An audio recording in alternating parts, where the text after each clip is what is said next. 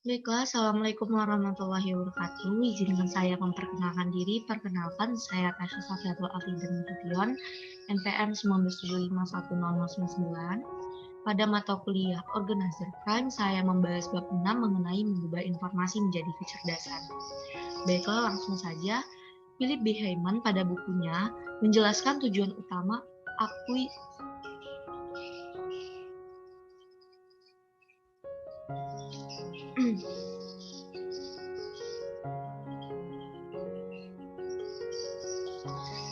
Baiklah, Assalamualaikum warahmatullahi wabarakatuh. Izinkan saya memperkenalkan diri. Perkenalkan, saya Tasya Sofiatul Afrida Nasution, NPM 19751099. Pada mata kuliah Organizer Crime, saya membahas mengenai mengubah informasi menjadi kecerdasan pada bab 6.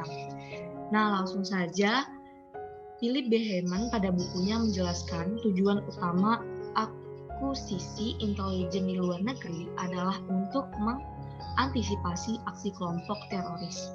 Para analis dan penyelidik telah menghabiskan sebagian besar waktu mereka dengan berfokus pada menghubungkan, menemukan, dan bereaksi terhadap tindakan tersangka dengan harapan memfasilitasi penangkapan. Berikut ini adalah informasi yang digunakan untuk mengembangkan modus operasi kelompok. Ada kemampuan, sejarah, pernyataan, dukungan, intensi atau penyebab atau motivasi, kapabilitas saat ini dan masa depan, kerentenan organisasi, lokasi operasi, tanggal makna atau signifikasi keanggotaan, kepemimpinan di mana perhatikan mungkin ada perlawanan tanpa pemimpin, mengancam panggilan atau pesan lainnya, pembiayaan atau bantuan. Variabel analitis dan investigasi mengenai komponen profil grup atau organisasi adalah sebagai berikut. Ada budaya, penyebab, sponsor, agama, ideologi, dan keyakinan, simbologi jika ada, keanggotaan, dan angka, pengerahan, penangkapan, atau penahanan, dan lain sebagainya yang teman-teman bisa lihat di sini.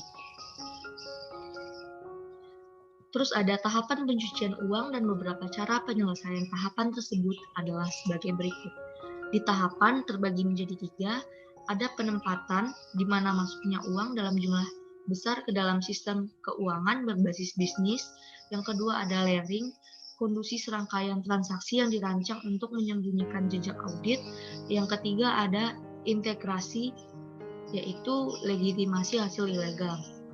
Terus di sini ada metode, di mana metode ini yang pertama ada penataan, di mana penataan ini juga dikenal sebagai smoothing, yang dimana mungkin metode yang paling umum banyak orang nyetor uang tunai atau membeli wesel bank dalam jumlah di bawah $10.000. Terus ada keterlibatan bank, di mana pegawai bank yang dikooptasi secara kriminal dapat memfasilitasi pencucian uang atau money. Terus ada penukaran mata uang yang dimana memungkinkan pelanggan untuk membeli mata uang asing yang dapat diangkut ke luar negeri. Terus ada pialang sekuritas yang dimana pialang saham dapat mengambil uang tunai dalam jumlah besar dan menerbitkan sekuritas sebagai gantinya. Terus ada wesel pos, ada transfer dana melalui telegraf atau kawat. Terus ada perjudian di kasino, ada kartu kredit, di mana kartu kredit ini tagihan kartu kredit dibayar lebih dan saldo kredit tinggi yang dapat diubah menjadi uang tunai kapan saja disimpan. Terus ada agen perjalanan yang dimana uang tunai ditukar dengan tiket perjalanan yang merupakan metode umum untuk memindahkan uang dari satu negara ke negara lain. Bagan analisis tautan. Beberapa aturan dasar untuk mengembangkan bagan tautan adalah sebagai berikut. Saat menghubungkan dengan menggunakan garis, penting bahwa hanya hubungan yang dikonfirmasi yang dihubungkan dengan garis padat dan panah untuk menunjukkan arah hubungan. Jika dapat diterapkan, ketika suatu hubungan tidak dapat dikonfirmasi, penggunaan garis putus-putus adalah tepat. Ada 2, yang dimana pertama ada kelompok, dimana kelompok ini atau disebut dengan bisnis dicerminkan melalui penggunaan kata, dan dalam beberapa kasus individu digambarkan sebagai lingkungan individu dalam lingkaran yang lebih besar. Terus yang kedua ada individu yang dimana akan dicerminkan sebagai lingkaran dengan anotasi yang sesuai tercermin dalam hal yang sama. Terus ada matriks asosiasi dan arah, di mana Matriks analisis kedua adalah penggunaan matriks, asosiasi, dan arah. Nama-nama individu dimasukkan menurut abjad dengan nama kelompok di baris paling bawah. Saat asosiasi terungkap, simbol kriteria dimasukkan ke dalam kotak yang sesuai dengan legenda yang mengidentifikasi simbol yang disediakan. Simbol yang paling umum digunakan adalah lingkaran, berbayang dan tidak berisi, tanda tambah, tanda sama dengan, dan tanda centang. Terus ada bagian alur acara, di mana bagian alur peristiwa adalah alat lain untuk membantu atau memvisualisasikan hubungan antar peristiwa. Mereka mirip dengan garis waktu. Ada 8 langkah yang digunakan untuk meningkatkan penilaian pada isu-isu penting untuk meminimalkan perangkap analitis umum, seperti yang tercantum sebagai berikut.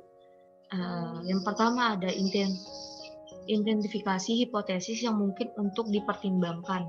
Yang kedua ada buatlah daftar bukti yang signifikan dan argumen yang mendukung. Yang ketiga siapkan matriks dengan hipotesis di bawah atas bukti di bagian bawah. Yang keempat ada perbaiki matriks. Kelima, menarik kesimpulan tentang kemungkinan relatif setiap hipotesis. Yang keenam ada analisis beberapa sensitif kesimpulan Anda terhadap beberapa item penting dari buku. Yang ketujuh adalah laporan kesimpulan. Kelapan, identifikasi tonggak untuk pengamatan di masa depan yang mungkin menunjukkan bahwa peristiwa mengambil arah yang berbeda dari yang diharapkan. Nah, konsep bab ini adalah informasi yang diubah menjadi intelijen penting untuk mengubah berbagai sumber untuk mengembangkan modus operasi kelompok. Yang kedua, saat menyelidiki teroris dan kelompok, kebencian terorganisir, komponen profil kelompok atau organisasi dan komponen profil pelaku harus dianalisis secara menyeluruh. Ketiga, ada berbagai sumber daya non-tradisional untuk pertimbangan analitis tersedia.